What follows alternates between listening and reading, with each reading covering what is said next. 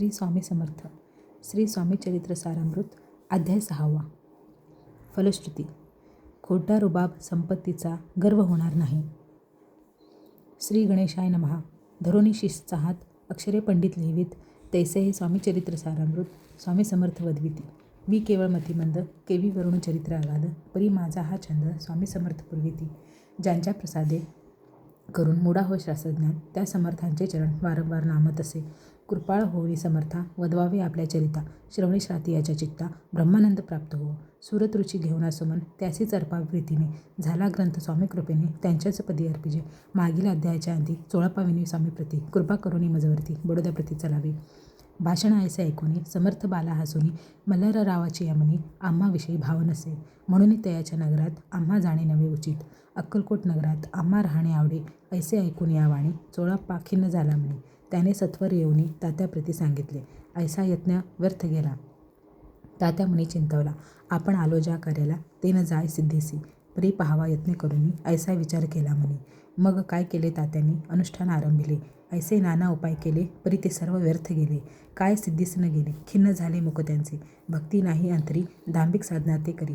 तया ते स्वामी नरहरी प्रसन्न कैसे होतील. तयांनी माजविली ढोंगे आणि केली नाना सोंगे. भक्तिविण हठयोगे, स्वामी कृपा न होय. मग तात्यांनी काय केले? सप्ताहासी ब्राह्मण बैसविले. गुरुचरित्र आरंभिले. व्हावयासी स्वामी कृपा. परी तयाच्या वाड्यात कधी न गेले समर्थ.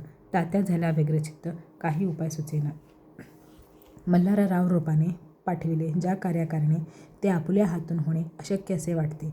आता जाऊनी बडोद्यासी काय सांगावे राजयासी, आणि सकळ जनांसी तोंड कैसे दाखवावे. ऐशे उपाय करून न होते स्वामी प्रसन्न. आता एक युक्ती योजून न्यावे पळवून येतेसी. स्वामी केवळ ईश्वरमूर्ती हे नेणे तो मंदमती.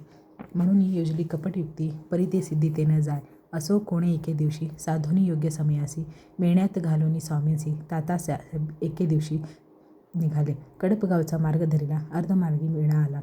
अंतरसाक्षी समर्थाला गोष्ट विदित झाली. मेण्यातून उतरले. मागती अक्कलकोटी आले. ऐसे बहुत वेळाही घडले. हाही उपाय खुंटला. मग पुढे राजवाड्यात जाऊन या राहील समर्थ. तेव्हा उपाय खुंटत टेकिले हात तात्याने. या प्रकारे यत्न केले, परी तितुके व्यर्थ गेले. व्यर्थ दिवस गमाविले, द्रव्य खर्चिले व्यर्थची. मग अपयशा ते घेऊनी बडोद्यासी आले परतुनी. समर्थ कृपा भक्ती वाचुनी, अन्य उपाय न होय. परी मल्हारराव नृपती प्रयत्न आरंभित पुढती. सर्वत्रासी विचारती, कोण जातो स्वामीकडे. तेव्हा मराठा उमराव यशवंत तयाचे नाव. नृपकार्याची धरुणी हाव, आपण पुढे झाला. स्वामी कारणे वस्त्रे भूषणे, धन आणि अमोल रत्ने देऊनी, त्याजवळी नृपाने आज्ञा दिली जावया. तो येऊन अक्कलकोटी घेतली समर्थांची भेटी. वस्त्रे अलंकार सुवर्ण ताटी स्वामी पुढे ठेवीत. ती पाहून समर्थांना तेव्हा अनिवार्य क्रोध आला. यशवंता पाहुनी डोळा, काय तेव्हा बोलले. अरे बेडी आणूनी सत्वर ठोका याचे चरणी. ऐसे त्रिवार मोठ्याने समर्थ क्रोधे बोलले. क्रोध मुद्रा पाहुनी यशवंतराव भ्याला म्हणे. पळाले तोंडचे पाणी, लटलटा कापू लागला. मग थोड्याच दिवशी आज्ञा आली यशवंतासी, सत्वर यावे बडोद्यासी, तेथील कार्यासी सोडूनी. साहेबा विषप्रयोग आला, मल्हाररावावरी आळ आला. त्या कृत्या माझे यशवंताला गुन्हेगार लेखिले. हाती पायी बेडी पडली. स्वामी वचनाची प्रचिती आली. अघटित लीला दाविली. ख्याती झाली सर्वत्र. समर्थांची अवकृपा जयावरी, त्याच्या कष्ट होती शरीरी. कृपा होय जयावरी, तया सर्वानंद प्राप्त होय.